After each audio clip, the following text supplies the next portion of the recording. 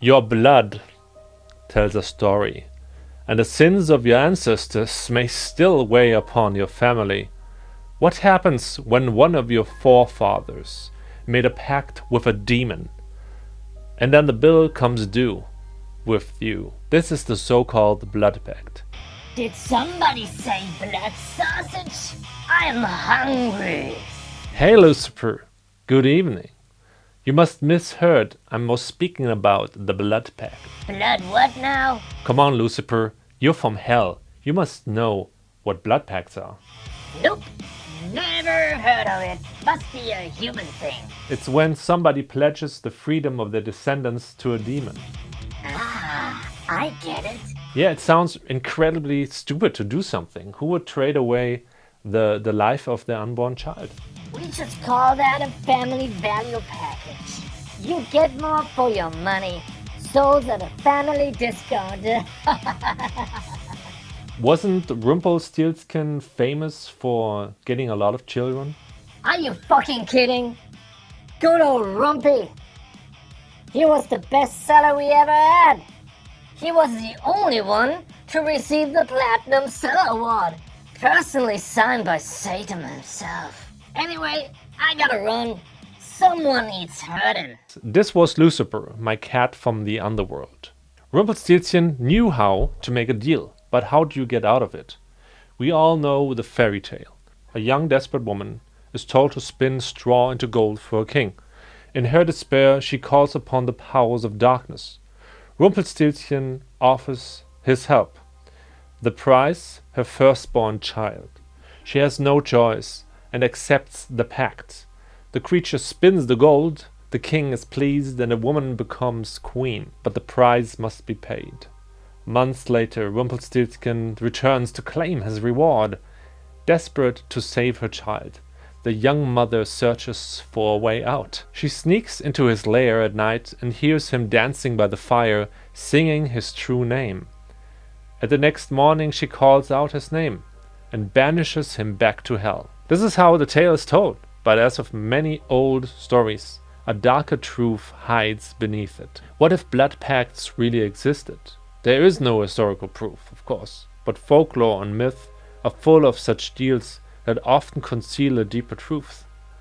It may be that one of your ancestors traded your birthright, your freedom for a demonic favor, and it may be that you and your family still suffer the consequences without ever realizing such a pact was made.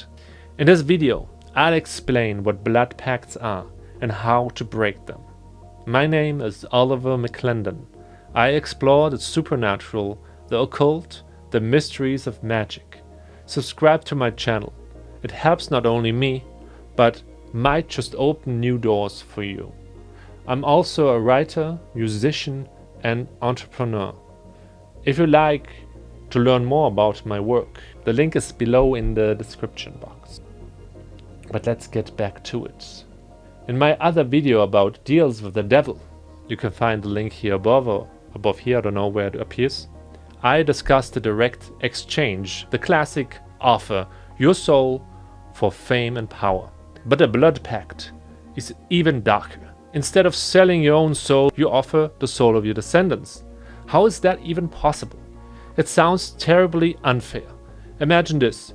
You're the firstborn, and your father tells you, "Your soul belongs to the Dark Lord, son." How would you react? At first you wouldn't believe it. But as life goes on, misfortunes after misfortunes strike. One disaster after another. Your third cat gets run over for the 5th time and loses all his 9 lives. The milk keeps going sour and the hair starts growing on your back. You begin to feel cursed, and alone in the night you wonder, was my father right? Was I damned before I ever saw the light of day? What most people don't know. In ancient magic, blood was never just a liquid. It was a building force, a contract seal passed down through generations. If someone swore an oath in blood 100 or 200 years ago, that oath didn't simply vanish when their body turned to dust. Blood is like a red thread running through time. Anyone carrying that same flow is still part of the pact, whether you want it or not. Sometimes it shows as bad luck, illness, or endless setbacks, sometimes through recurring nightmares, demonic visions, or coincidences that keep dragging you in the same dark places again and again and again. The terrifying truth is, these pacts can be inherited. Old grimoires, especially from the 16th and 17th century, speak often of bloodline curses, that the price one ancestor paid echoes through the lineage, until someone brave enough steps forward to break the chain. That's what we're dealing with now. How can you tell that you were born in such a pact? And more importantly, how can you be free of it? Many esotericists claim a simple ritual will do, but the truth is a little more complex. You can't break a contract you don't understand. Before you cut the bond, you must know who forged it, when and what entity is pulling at the other end. It's like the story of Jacob and Esau. Esau sold his birthright for a bowl of lentil stew, and Jacob inherited everything from their father. One of the ancestors might have been like Esau, hungry for a little more in life, thinking a deal with the devil would be a shortcut to happiness, but it wasn't a shortcut, it was a trap. And now you're paying the price. You can often sense it. Whispered family legends your grandmother told you by the candlelight, a string of strange misfortunes, a heavy gloom that follows your bloodline no matter where you go, a feeling that you are cursed and you can't even do anything about it. Even if you move to another city or another country, the feeling never quite leaves you.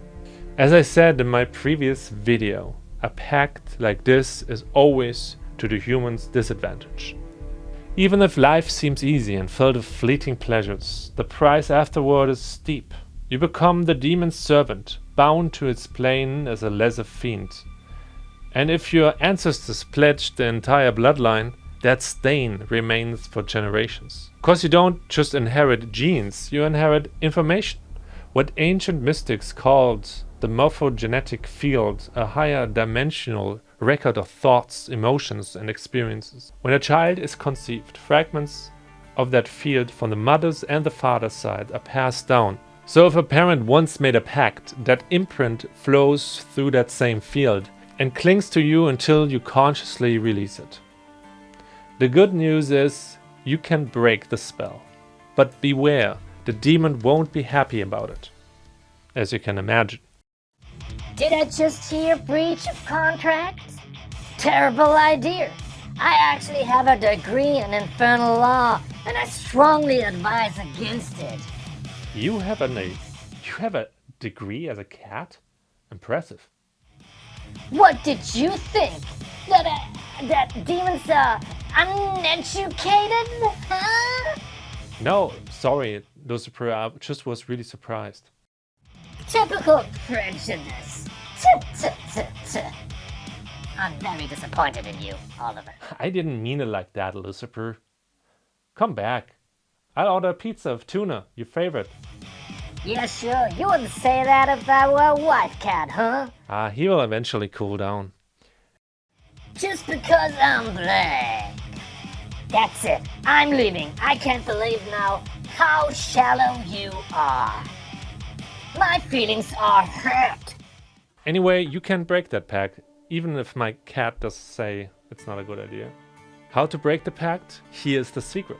A demon cannot hold you to a pact if your will is truly free. As humans, we are the image of the divine, and no demon can override that divine authority when your spirit is pure. The demon will try to fight back, to frighten you, to harm your family, to haunt your dreams. But if you stand firm, it eventually will have to retreat. And here's how you do it. The first step is awareness. You must remember, you're a divine being.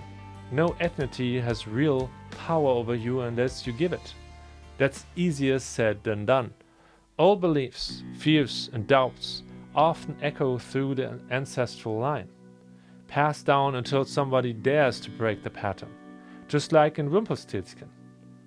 Knowing the demon's true name grants power over it. Of course, not everyone knows the name of their family's tormentor, but there are ways. Ancestral journeys, meditation, or calling upon benevolent spirits from the earth's etheric realms can help you reveal the truth. This brings me to the second step, the ritual of release. Rituals are powerful because they strengthen faith. They connect you with the divine spark within.